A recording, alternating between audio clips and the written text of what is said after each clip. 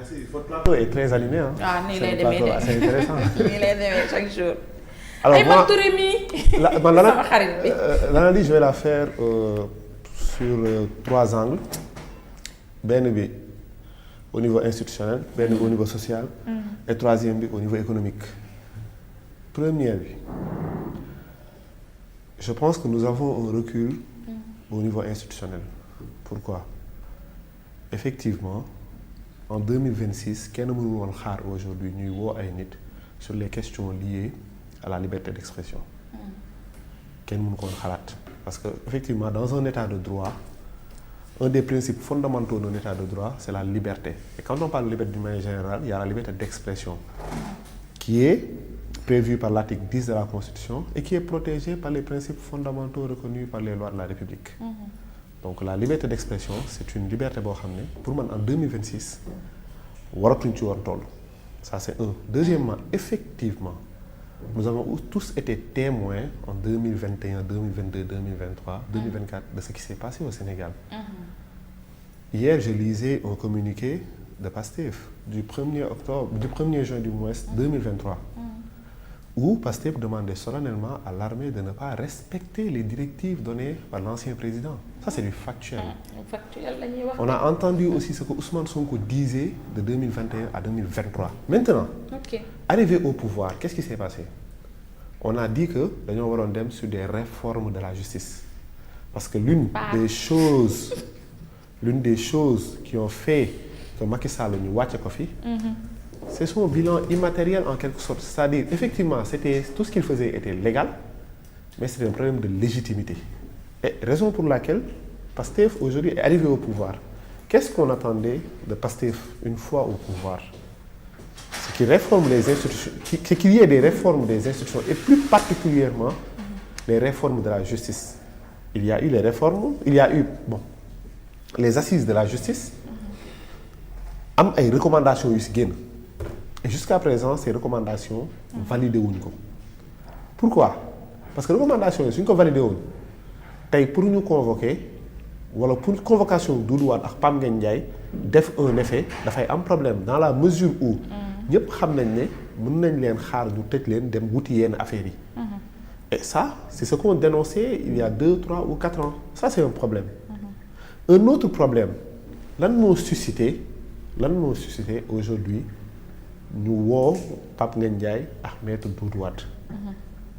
Mais c'est parce qu'il y a une opinion qui est lancée sur les réseaux sociaux en vertu de laquelle dañ leen war a woo. Et c'est ce qui est dommage aujourd'hui. Lan moo dommage mooy pour que nit yi mën a ou le procureur mën a autosaisir, il faudrait au préalable que les militants de Pastef s'indignent sur une situation. Et ça, c'est extrêmement pour moi dangereux dans une république. Autre chose, effectivement, déglu naa lu ñu fi wax yëpp, c'est très intéressant, mais j'aimerais poser des questions à monsieur Touré. Xam nga le directoire, la constitution du directoire en France, xam nga ban type de constitution la? C'était une question. Non, yow lay déglu. Le consulat, l'empire. Xam nga constitution yooyu noonu. Parce qu'effectivement, il faut qu'on relève le niveau du débat. Vas-y. J'aimerais bien savoir. Allez-y. Non, dama war xam na xam nga constitution yooyu noonu, ces constitutions-là. Moi, je ne suis pas juriste. Non, c'est pas une question, c'est une question institutionnelle, c'est pas une question juridique. J'aimerais bien savoir na xam nga. Vous voulez savoir quoi exactement? La constitution du directoire en France. Non, du consulat. Non. De l'empire. Non. Voilà, ça c'est un problème. Quand Doudou Wade bu muy wax démb. Pourquoi c'est un problème? Je vais expliquer. C'est intéressant, je vais expliquer. Aujourd'hui, seul le juge est habilité pour dire si Doudou Wade a fait l'apologie du coup d'État ou pas. Nous tous, nous sommes en train d'extrapoler, de commenter. Mais, est-ce que loolu dafa war a dindi ñu jàngale surtout ñun ñi nekk ci plateau yi. Pourquoi je dis ça? Effectivement, en France, les régimes qui se sont succédés, da ngay jógee ci régime démocratique dem ci régime boo xam ne monarchie la. Je donne un exemple. En 1790, on est passé de la monarchie absolue à la monarchie constitutionnelle. C'est un régime qui n'est pas démocratique. En 1793, on est passé par la République. C'est un régime qui est démocratique. En 1795, ils sont revenus vers le directoire. C'est un régime qui n'est pas du tout démocratique. 99, consulat, c'est pas un régime. 1799, c'est pas un régime démocratique. 1804, c'est l'empire, c'est pas un régime démocratique. Le régime démocratique est revenu en 1848 avec la Deuxième République.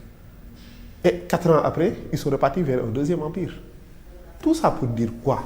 Effectivement, dans d'autres pays, des régimes se sont succédés, des régimes contraires se sont succédés. Ça, on peut le sur les plateaux. Ça, on peut expliquer. C'est en 1958 qu'ils ont compris qu'il fallait respecter les principes fondamentaux reconnus par les lois de la République. Et quels sont les principes fondamentaux reconnus par les lois de la République? C'est l'indépendance de la justice, c'est la liberté d'expression. Ce sont ces principes. Mais qu'est-ce qui se passe aujourd'hui? Personne n'ose dire ce qu'il pense. Et c'est extrêmement dangereux. Si on est en 2026, personne n'ose dire ce qu'il pense, c'est que Dekibi Yakuna. Alors, j'ai même fait une erreur en analysant. Personne n'ose dire ce qu'il pense. Il n'y a qu'un seul parti qui ose dire ce qu'il pense au Sénégal, et c'est le PASTEF. Je donne un exemple. La première institution du Sénégal, c'est le président de la République. Il y a des plateau, mais qui ne doit pas faire? Moi, je ne sais pas en tout cas. Par respect, je ne sais pas. Au-delà de ça, par respect aussi des institutions, je ne sais pas. Mais pourtant, dañuy gis ci plateau yi ñoo xam ne dañuy xarab le président de la République. dañ koy gis ci réseaux sociaux yi mais kenn du leen woo. Autre chose, parce que su ma jógee ci analyse institutionnelle dama dem ci analyse sociale bi, on a vu récemment ce qui s'est passé. Dans notre constitution, soo jëlee l'article 24 ou 25, je ne me rappelle plus, on parle de la religion. On parle de ce tissu social-là qui fait que le Sénégal soit un pays particulier. Mais ce qu'on a vu avant-hier, c'est extrêmement dangereux. Si nous sommes aujourd'hui, nos guides religieux, le tissu social est en train de se déchirer. J'appelle vraiment toutes les confréries nous unir. Pas dans la violence et tout, mais nous savons aujourd'hui lan c'est une valeur ci biir Sénégal. Lolu aujourd'hui ñu ngi koy yak et c'est extrêmement dangereux. C'est extrêmement dangereux. Suñu démé tay ba di xarab suñuy sëriñ lolu dafa ñaaw baaxul ci réew. Lolu du yar. Lolu développé wul réew. Lolu baaxul ci réew. Et ce qu'on voit aujourd'hui c'est dangereux. Ay nit yo xam dañuy yeewu suba ba guddi di xarab ay sëriñ. Ay nit yo xam suba ba guddi dañuy xarab ay guides religieux. Mais c'est extrêmement dangereux dans un pays. Si nous sommes côté économique, PASTEF s'est construit qui frustration jeunesse sénégalaise. Ousmane Sonko a été intelligent. Il a canalisé cette frustration pour en faire une offre politique. Mais qu'est-ce qui est arrivé en 2024? 2 ans après au pouvoir, jeunes yi tey lañ gën a sonn tey lañ gën a am ay problèmes. Et ça c'est justifié. Aujourd'hui en 2025, une loi a été votée à l'Assemblée. Cette loi, si on regarde ba ci biir, lu muy promouvoir mooy une politique de surtaxation. Lan lay indi? Le pouvoir d'achat est devenu très faible. Même si on da ngay wàññi yenn affaires yi, li ngay taxé moo ëpp li ngay wàññi, le pouvoir d'achat est extrêmement faible. Autre chose, sur la dépense fiscale. Tey, les directives de l'UEMOA dañoo wax ne chaque année dañ ko war a génne. Ça nous permet de voir les exonérations yu ñu defal surtout pour les foyers. Mais jusqu'à présent, ça pose un problème de gouvernance. Donc, pour ne pas être trop long, ce qu'on vit au Sénégal, c'est extrêmement dangereux. Il faudrait qu'on prenne du recul, qu'on essaie de revoir quels sont les principes fondamentaux qui mènent à continuer le Sénégal. Nak du saga, du kharab, du yak nit lu ne moy développer réew. Principe bi ñëk pour développer réew moy yar ak xam-xam té néew na torop jamono ji biir Sénégal. la tudd voilà juriste la mi ngi noonu la benn saw yeg bàyyi daaru nañ leen génne kër gi génn yow bloqueel ma ñaar ñii ngir ruube normal ci biir kër gi génneel ma ñaar ñii voilà merci beaucoup monsieur Sy balaa ñuy dem ci beneen sujet bi monsieur Touré est-ce que yaakaaroon ni peut-être